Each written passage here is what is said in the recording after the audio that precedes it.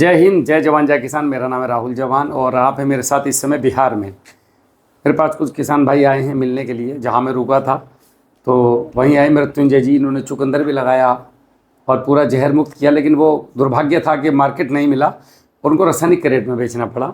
लेकिन कहीं ना कहीं उनको एक संतुष्टि है कि मैंने खर्च तो कम किया। देखिए, कुछ लोग जीवन में ऐसे मिलते हैं आपको, उनको खेती से कोई लेना देना नहीं है।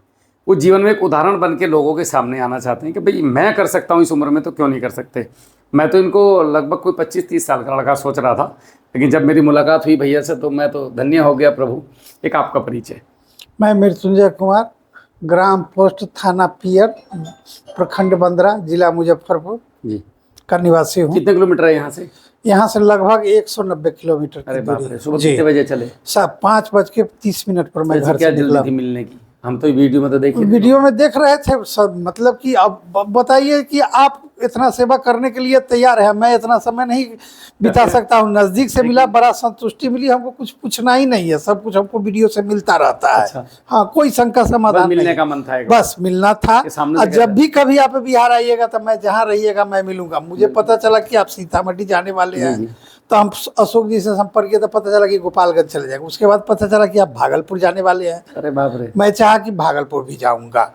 एक बार बातचीत हुई थी तो बोले थे कि कटिहार जा रहे थे, लेकिन उस ढंग का हमको समय नहीं मिला और कुछ नुकसान भी लगा। मैं धन्य हूँ महाराज के ऐसे चाहने वाले लोग मिले हैं जीवन में। कुछ इसका मतलब मैं कुछ अच्छा कर रहा हूँ समाज के लिए। खूब अच्छा कर रहे हैं, कुछ अच्छा नहीं कर रहे हैं, बहुत अच्छा कर रहे हैं आप। आपके क्या सुझाव है मेरे लिए? एकदम कैमरे के सामने बताइए, अगर कुछ ऐसे सुझाव है जिससे हम और बेहतर कर पाए लोगों के लिए। देखिए, 10% आबादी ही धनी है और 90% आबादी गरीब है। कम खर्च वाला ज्यादा बताइएगा तो हो सकता है कि किसान और ज्यादा झुके। ज्यादा खर्च में वही बताने वाला हूँ जी, कम खर्च। अभी जैसे किसानों का है, देखो ज्यादा खर्च वाले में सीधा सीधा जीवाणु जी, आपके घर में जो गोबर की खाद या जी, पत्ते जी, फसल अवशेष जी, वो चीजें होनी चाहिए जी। आपके पास। 1243 नंबर की वीडियो में अपने घर पे जाइम बना लो, जैसे इन्होंने बनाए हुए हैं जी। खेती में और कुछ चाहिए नहीं, मिट्टी का स्प्रे, दूध का स्प्रे। लेकिन एक चीज, खेत बिगड़ा हुआ है। एक बार हम 100% जैविक किए, कुछ नहीं हुआ, होगा भी नहीं। हाँ, कुछ नहीं हुआ, खेत बिगड़ा हुआ है।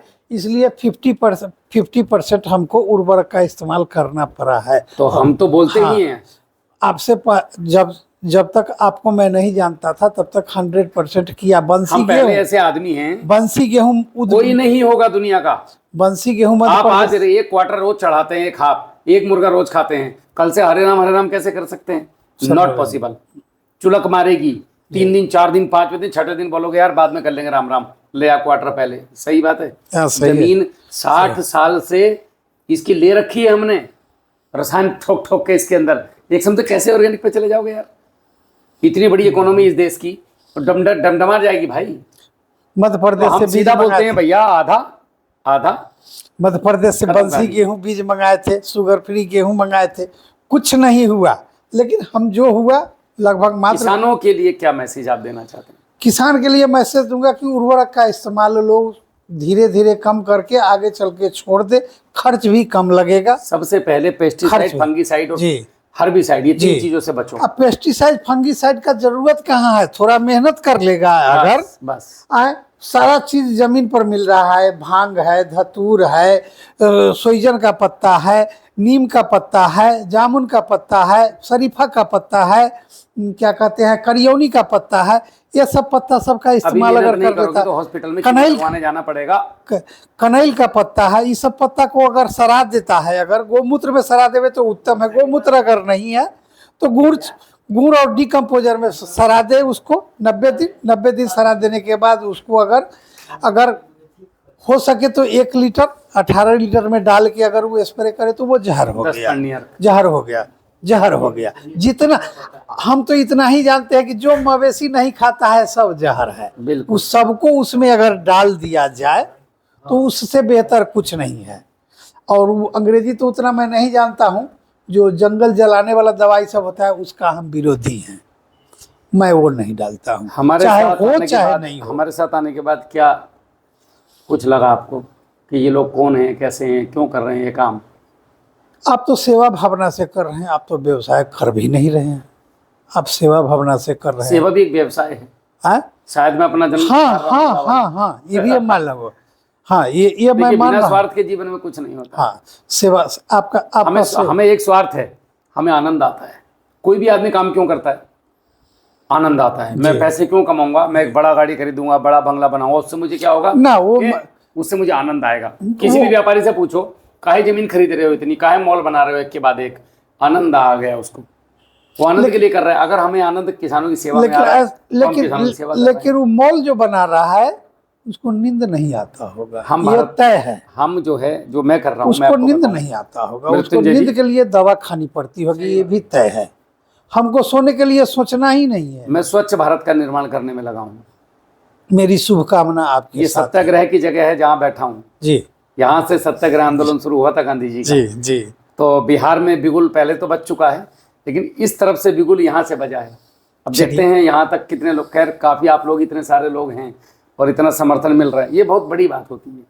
हम कहाँ हज़ारों किलोमीटर दूर हमारा घर, वहाँ से आप चाहने वाले और 150 किलोमीटर से, आप 190 किलोमीटर से मिलने आए, तो कहीं ना कहीं एक पॉजिटिव वाइब्रेशन है जो हम जैसे लोगों को आपस में जोड़ता है। और आज नहीं तो कल यही है समस्या का हल। आपको आना ही पड़ेगा। ये जितना अमेरिका को पैसा दोगे कोई फ़ायदा नहीं है। बाद में अमेरिका, देखो मजे की बात सुनो, अमेरिका से दवाई आती है, उनसे हमें बीमारी लगती है जी। पहले दवाई खरीदने के लिए, पहले हम बीमारी खरीदने के लिए, बीमारी से बचने के लिए अमेरिका को पैसा देते हैं, अंग्रेजी दवाइयाँ खरीदते हैं खेती की, फिर उन अंग्रेजी की दवाइयों को प्रयोग करके फसल की तो बीमारी ठीक होती है, नहीं होती वो पता नहीं, फिर हमें बीमारी लग जाती है, फिर हम अपनी बीमारी को दूर करने के लिए जो दवा खरीदते हैं वो फिर वापस अमेरिका से आती है। तो सारा पैसा कहाँ जा रहा है? सब खेती का भी और आपकी जेब का भी। और खेती जो हम कर रहे हैं, खेती अपने लिए, तो खेती तो अपने लिए मैं कर नहीं रहा हूँ।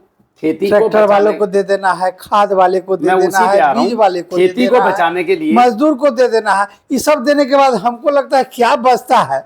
खेती को बचाने के लिए मैं पैसा अमेरिका को दे रहा हूँ, कुछ तो मैं उर्वरक का पैसा बचाऊं, कुछ नहीं सारा। अब देखिए, मैं अमेरिका को पैसा दे रहा हूँ शुरू में जी, स्टार्टिंग में जी, उनकी दवाई खरीद के जी, मेरी खेती बचाने के लिए जी, ये सोच के कि मेरी खेती बचेगी जी, जो नहीं बच रही है, प्रमाण है 0.35 पे आ गए हम कार्बन पे। हाँ, उसके बाद मेरे शरीर को बचाने के लिए अमेरिका को पैसा दे रहा हूँ जी। सारी दवाइयाँ कहाँ से आ रही हैं? 90% दवाई अमेरिका से आ रही है। तो हमारा सारा पैसा तो अमेरिका ले गया। अमेरिका में $5 ट्रिलियन का दवाई का एक्सपेंसेज है। मतलब अमेरिका अपने आप को, शरीर को स्वस्थ रखने के लिए $5 ट्रिलियन पैसा खर्च करता है।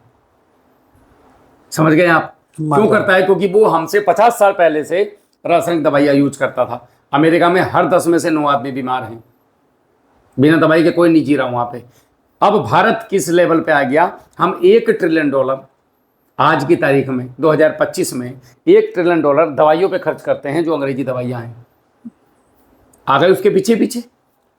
अगर ये नहीं रुका तो भारत की जो टोटल इकोनॉमी है 4.5 के आसपास में है अभी, उसका एक हिस्सा तो हम दवाइयों में दे रहे हैं। ऐसा एक परिवार बताइए मुझे भारत में जहाँ पे दवाई नहीं खाई जाती हो, एक परिवार। खोजने से नहीं मिलेगा, सोचना पड़ेगा किस तरफ जा रहे हैं। इससे जमीन की फर्टिलिटी खत्म हो रही है जी। जमीन की फर्टिलिटी खत्म होते ही मनुष्य की फर्टिलिटी और पशुओं की फर्टिलिटी खत्म। कहाँ जाओगे भाई? संसार समाप्त हो जाएगा इस हिसाब से। एक दिन दवाई भी काम करना बंद कर तो दी। हाँ, तभी तो आप और हम यहाँ इकट्ठे हुए हैं। हाँ, अगर कर रही होती तो हम सब लोग अभी डिबिया ला रहे होते जी। गुड़ गोबर गौमूत्र को बेवकूफ बोलते लोग, अरे गधा है, क्या मार रहा है, पागल है।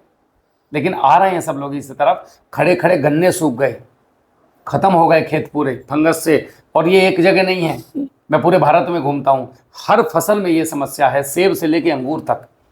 जब तक जमीन मजबूत नहीं होगी, जब तक गर्भ मजबूत नहीं होगा, तब तक मजबूत बच्चा पैदा भी नहीं होगा। देखिए हम लोग का प्रयास कितना आगे बढ़ रहा है। गांधी जी ये सोचते, भगत सिंह ये सोचते तो आज हम आजाद होते। जितना पार लगे उतना ही करो, बस वही करता ही।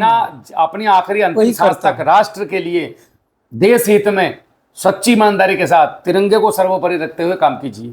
ईश्वर भी आपकी मदद करेंगे, प्रकृति भी करेगी, सब करेगी।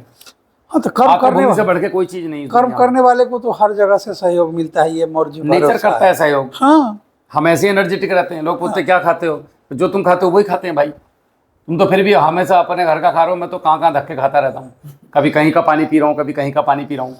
ज्यादा तो नहीं, सगे संबंधी में मेरा सामान जाता है, लोग यूज करते हैं जी। और धीरे धीरे वो बढ़वे करेगा, बहुत मैं बढ़िया। उम्मीद रखता हूँ। आप अपनी सब्जियों को लोकल में लोगों को दीजिए। जी आपको जी, मैंने लोकल कहा में था, भेज देता हूँ। लोग लेके अपने भी जाते सगे होंगे, संबंधी। जी हाँ, तारीफ मैं भी करते होंगे। नहीं, कुछ लोगों को तो मैं जबरदस्ती देता हूँ जो हमसे उम्रदराज हैं, जी जी। चाहे मैं इसको आप यूज अच्छा, कीजिए। संतुष्टि मिलता है ना हमको खूब जब लोग संतुष्टि तारीफ मिलती है। करते हैं। हाँ, हमको खूब बड़ा खुशी संतुष्टि मिलता है मिलती जब कहते हैं यार टेस्ट बहुत अलग था भैया इस बार। जी जी। और बहुत बढ़िया। देसी बीज भी मंगाने के प्रयास में हूँ, जो ताकि देसी हाइब्रिड में तो कुछ है ही नहीं, उसका जीन नहीं। हम आपको 8-10 बार वो क्रॉस करा चुका है, उसका जीन नहीं है उसमें। बहुत जल्दी ही हम आपको हाइब्रिड से देसी बीज बनाना भी सिखाएंगे। चल रही है उसकी ट्रेनिंग हमारी, जी। पूरी हो जाएगी। फिर आप लोगों को बीज तैयार करना सिखाएंगे, घर पे कैसे बीज तैयार करें। देखिए, आएगा। हाँ, हाइब्रिड वाला बीज दोबारा आपको बीज तैयार करना सिखाएंगे हम कि घर पे बीज तैयार कैसे, हमेशा के लिए लाइफ टाइम अपना बीज। ऐसे मेरे बगल में किसी मेरे का भी। मेरे बगल में गन्ने से लेके हर चीज तक का। मेरे बगल में राजेंद्र कृषि विश्वविद्यालय है, मैं वहाँ से बीज लाता हूँ।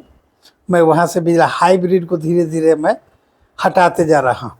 देखिए, हाइब्रिड भी आज के समय की मांग है।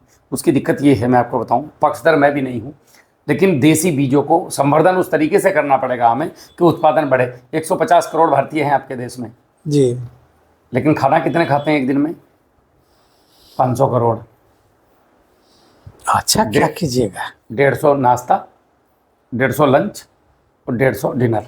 जी 50 करोड़ भारतीय ओवर ईटिंग करता है। अरे यार, ये एक फुल्का लो, पेट भर गया, ए भैया भैया भैया भैया भैया।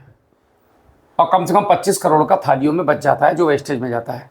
हर घर में 2 आदमी का खाना बचता है, एक आदमी का तो बचता ही है। इमरजेंसी में कोई आ जाए तो खाना खा सकता है। बच जाता है। तो कितने परिवार होंगे? एवरेज एक परिवार में 5 सदस्य मानते हैं। 25 करोड़ परिवार भारत में होंगे। हाँ, परिवार की बात करें तो एवरेज हम 5 तो मतलब 25 करोड़ लोगों के यहाँ पे 25 करोड़ लोगों का भोजन बच गया कि नहीं बच गया दोपहर में और रात को? तो 50 करोड़ लोगों का भोजन ही हो गया। हिसाब जोड़ो तो 600-700 करोड़ बैठता है।